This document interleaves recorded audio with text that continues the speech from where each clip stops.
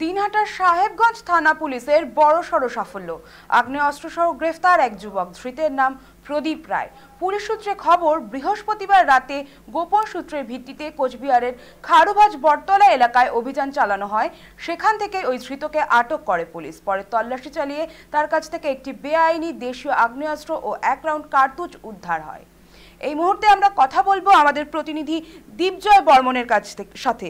দীপজয়, আগ্নেয়াস্ত্র সহ এক যুবককে পুলিশ গ্রেফতার করলো, কি কি তথ্য উঠে আসছে? একেবারে দেখো যে সাহেবগঞ্জ থানা পুলিশের কিন্তু আরো একবার বড়সড় সাফল্য।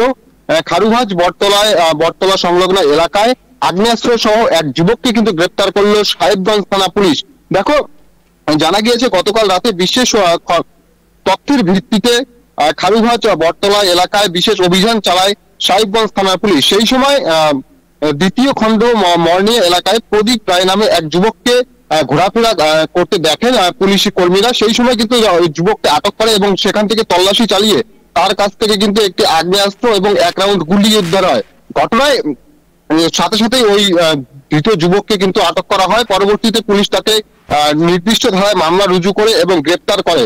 আজ কিন্তু ধৃতকে স্বাস্থ্য পরীক্ষা করার পর দিনহাটা মহকুমা যে আদালত রয়েছে সেই মহকুমা আদালতে তোলা হবে। তবে দেখো, এই যে যত বিধানসভা নির্বাচন সামনে এগিয়ে আসছে ততই কিন্তু একের পর এক বিভিন্ন জায়গায় কিন্তু এই যে আগ্নেয়াস্ত্র উদ্ধারের ঘটনায় কিন্তু রীতিমতো চাঞ্চল্য তৈরি হয়েছে। প্রীতা, ধন্যবাদ দীপজয় আমাদের সঙ্গে থাকার জন্য। আমরা যেমনটা জানলাম যে প্রদীপকে গ্রেফতার করেছে পুলিশ। ইতিমধ্যে ধৃতের বিরুদ্ধে অস্ত্র আইনের নির্দিষ্ট ধারায় মামলা রুজু করা হয়েছে।